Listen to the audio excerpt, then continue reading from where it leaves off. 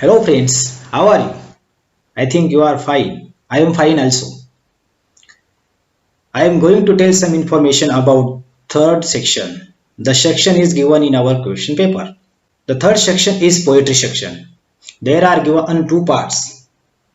First part is poem for comprehension and second part is poem for appreciation. We should call that appreciation of poem.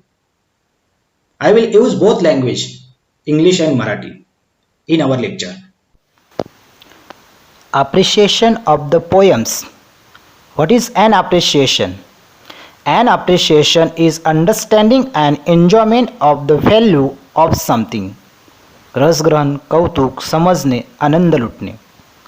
In shortly, एखाद्या कवितेची रचना, विषय, आशय, कवितेतील भावना, प्रसंग, विचार, भाषा, भाषिक अलंकार यांच्या उत्तम गुणांचा आस्वाद घेणे किंवा कौतुक करणे म्हणजेच अप्रिशिएशन होय किंवा रसग्रहण होय.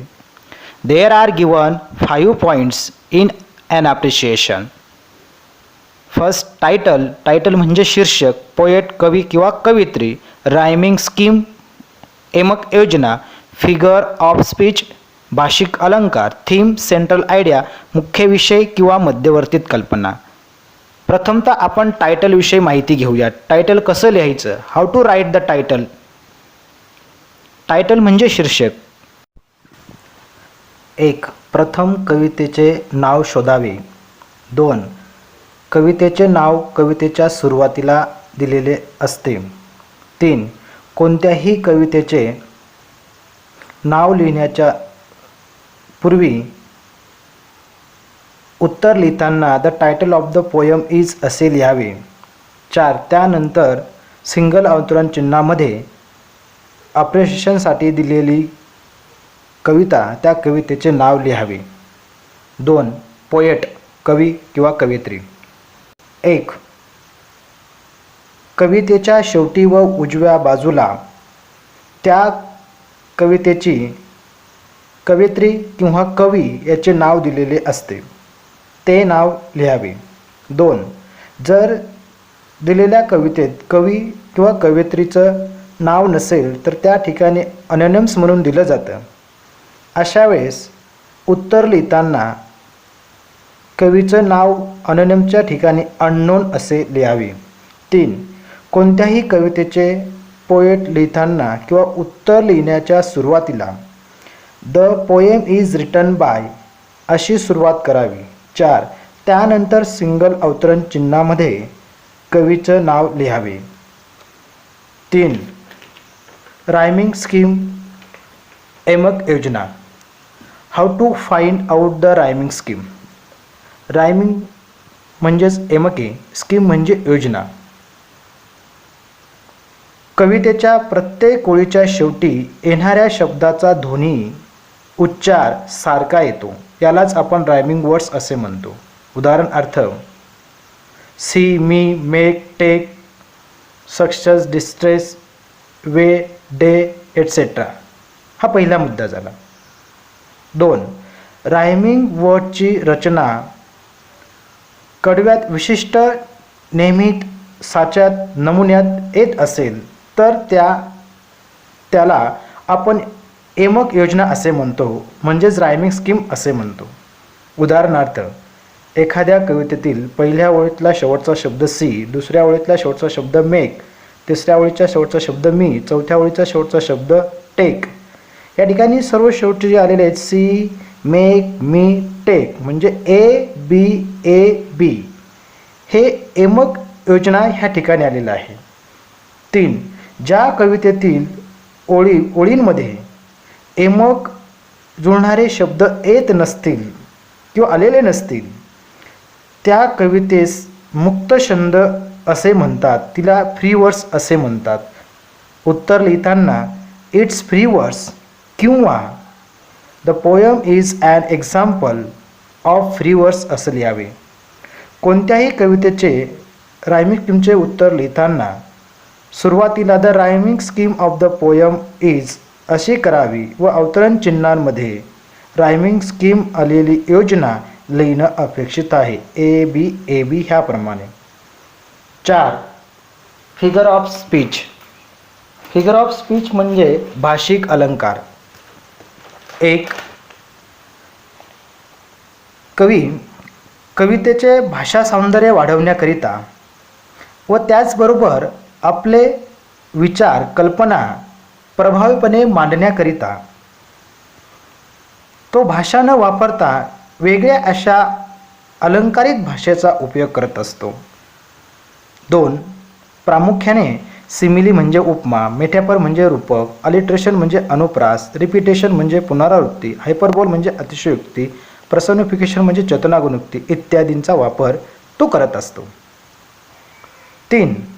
उत्तर लिहिताना figures of speech of the poem are किंवा इज. आर अनेक लिहायचे असते तर आर घ्या, एकच लिहायचे असते तर इज लिहात आणि त्यानंतर येणाऱ्या फिगर ऑफ स्पीचचं नाव लिहात. नाव लिहून झाल्यानंतर आपण एक एक्झाम्पल म्हणून त्या ठिकाणी एक ओळ लिहिणं अपेक्षित आहे. थीम, सेंट्रल आयडिया, कवितेचा विषय, मध्यवर्ती कल्पना. How to write it.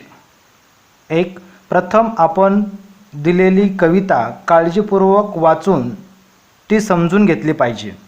2. काळजीपूर्वक वाचलेली कविता त्या कवितेचे आपण स्वतः मुद्दे काढायला पाहिजेत. 3. जे आपण स्वतः मुद्दे काढलेले असतील ते मुद्दे कवितेशी मिळते जुळते असायला पाहिजेत. उदाहरणार्थ कवितेचा विषय, आशय, कल्पना, मुख्य गाभा यांच्याशी रिलेटेड असायला पाहिजेत. 4. जे मुद्दे आपण काढलेले आहेत किंवा विचारात घेतलेले आहेत त्या मुद्द्यांच्या आधारे 4 ते 6 ओळी लिहिणं अपेक्षित आहे. अशा पद्धतीने केल्यानंतर सेंट्रल थीम अतिशय उत्कृष्ट राहील. I hope all points will help you to solve your problems. Let's start the first poem. 1.1 A Teenager's Prayer. Title. The title of poem is A Teenager's Prayer. Poet. The poem is written by J. Morse. Rhyming scheme. The rhyming scheme of the poem is A, B, C, B. Figure of speech. Figure of speech of the poem are alliteration, metaphor, inversion, apostrophe, etc. Line. Inversion. Decision I must make. Alliteration. Travel down the darkened road. Hear the line as sound T is repeated. Theme, central idea. The theme of the poem is a teenager's dilemma about making the right decision. The responsibility of choice falls fully on him/her. A wrong decision may ruin the whole life. Therefore, in the poem, a teenager prayed to God for his help and guidance. Appreciation of second poem, Basketful of Moonlight. Title. The title of the poem is Basketful of Moonlight. Poet. The poem is written by Sunil Sharma. Rhyming scheme. It is free verse or the poem is an example of free verse. Figure of speech. Repetition, alliteration. First example of repetition. Small moons of light. In the line, small words is repeated. Alliteration. I want to sow the seeds of moon on the sides of the path. Here the figure of speech is alliteration, as sound S is repeated. Theme, central idea.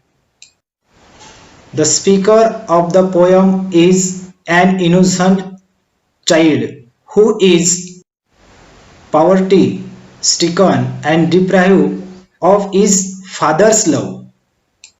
He wants to meet his father.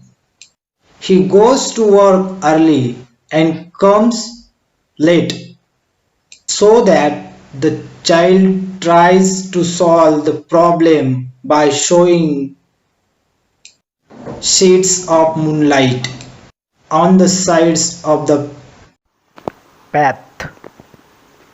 so his father comes home early.